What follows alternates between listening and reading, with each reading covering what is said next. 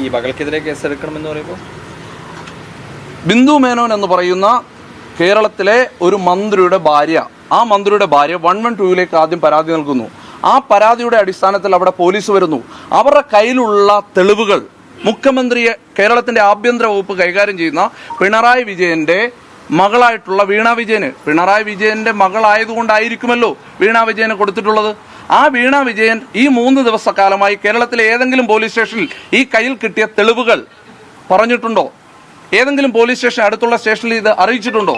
അങ്ങനെ അറിയിക്കാത്ത സാഹചര്യം അത് ക്രിമിനൽ കുറ്റമാണ്. അതെന്തുകൊണ്ടാണ് അപ്പോൾ ശ്രീലേഖയുടെ പേരിലും പരാതിയുണ്ട്. ആദ്യം തന്നെ പറഞ്ഞു പോലീസ് നിങ്ങൾ തന്നെ ചോദിച്ചു, ഉന്നതനായ പോലീസ് മേധാവിക്കും ഉന്നതനായ പരാതിയിലുമുണ്ട്.